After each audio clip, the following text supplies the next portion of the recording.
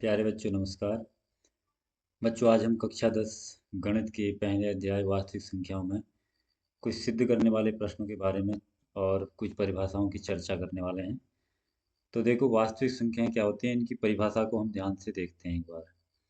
Chanakya classes में आप सभी का स्वागत है। तो प्यारे बच्चों वास्तविक संख्याएं जो हैं उनमें परमेय और अपरमेय दोनों संख्याओं को सम्मिलित किया जाता है। उनको सम्मिलित करके ही उसको वास्तविक संख्या कहा जाता है। तो ऐसे उदाहरण है, देखो यहाँ पर √3 है, ये अपरमेय संख्या है, 2/5 परमेय संख्या है। तो इन सबको मिला करके वास्तविक संख्या कहा जाता है। अंग्रेजी में इसको रियल नंबर कहते हैं बच्चों, और इसको आर से, कैपिटल आर से प्रदर्शित किया जाता है। देखो ये बेसिक चीज़ें हमें पता होनी चाहिए। उत्तराखंड बोर्ड में आपको नहीं पूछा जाएगा परिभाषाएं, लेकिन हमें ये सब पता होना चाहिए क्योंकि ये पहले भी हमने पढ़ा है। अब देखो वास्तविक संख्याओं के वर्गीकरण को हम देखते हैं।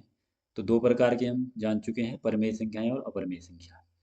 तो प्रमेय के अंतर्गत बच्चों प्राकृतिक संख्याएं आती हैं, पूर्ण संख्याएं आती हैं और पूर्णांक आते हैं।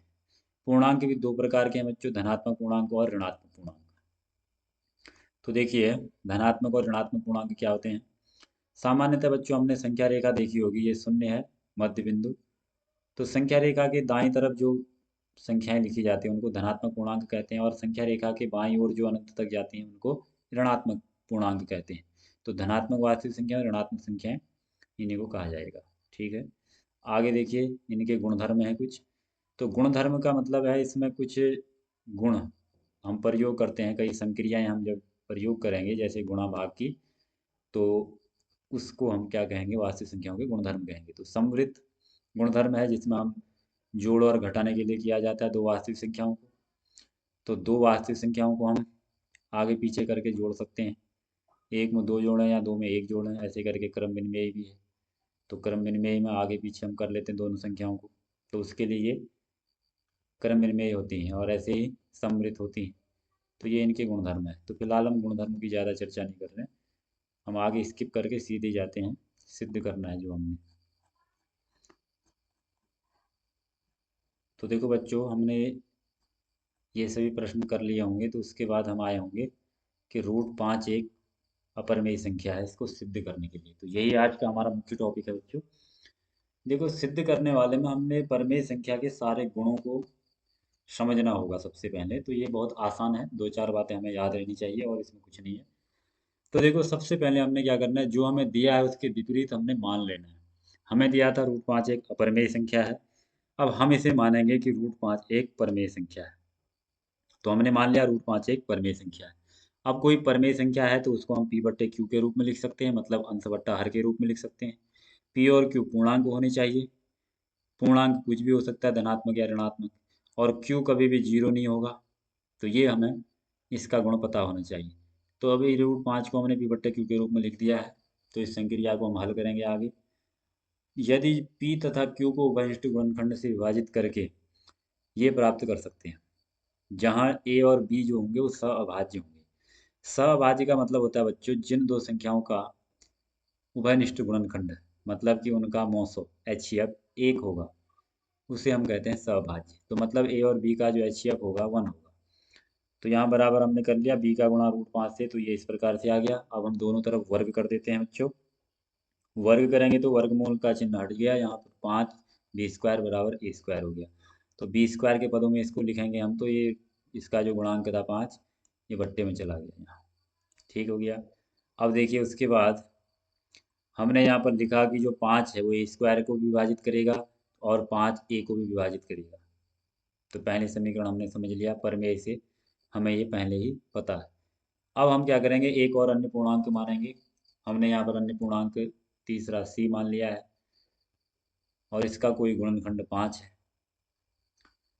तो यहाँ पर भी वर्ग करेंगे हम। ये इसका जो मान है, A का मान यहाँ से यहाँ रख देंगे हम। तो इसमें रख दिया हमने, तो 5C की जगह आ गया 5C²। तो यहाँ हो गया 5, यहाँ 5 बच्चे 25। तो 5 घनिष्ठ गुणनखंड आ गया बच्चों इसमें, जो हमने नीचे दिखाना है।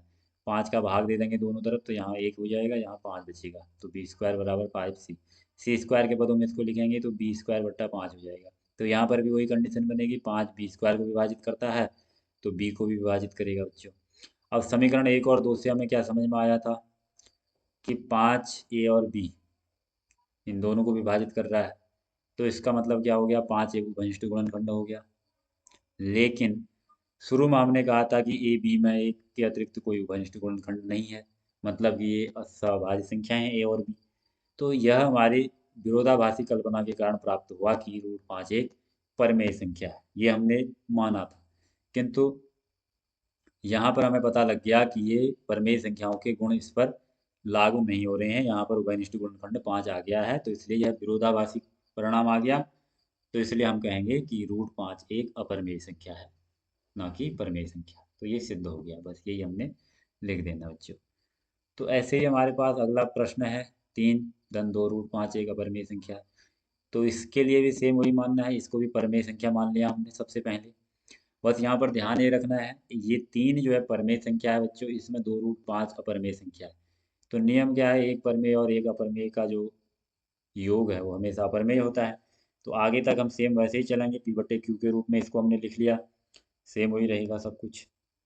उभयनिष्ठ गुणनखंड होंगे दोनों पी और क्यू के, ए और बी, तो इन ये सहभाज्य होंगे आपस में, ये सारी बातें सेम है।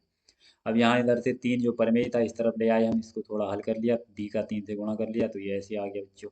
2 को हमने बट्टे में भेज दिया, इधर आ गया। तो यहाँ 2 और 3 भी पूर्णांक हैं, तो इसका मतलब ये a-3/b क्या है, एक परमेय संख्या है। जबकि हम पहले ही सिद्ध कर चुके हैं √5 एक अपरमेय संख्या है। तो परमेय के बराबर में बच्चों अपरमेय संख्या नहीं हो सकती है। तो इसलिए ये भी क्या हो गया, हमारा विरोधाभासी परिणाम प्राप्त हुआ कि √5 एक परमेय संख्या है। तो हमारी गलत कल्पना के कारण ये परिणाम प्राप्त हुआ कि 3 धन 2 √5 एक परमेय संख्या है, जबकि ये क्या है, एक अपरमेय संख्या है। तो इसलिए हमने अंत में लिख देना आता है 3 धन 2 √5 एक अपरमेय संख्या है। तो इसी प्रकार से इन प्रश्नों को भी हम देख सकते हैं बच्चों। तो आज के लिए इतना काफ़ी है, आगे आप इनको करेंगे तो समझ में आता है।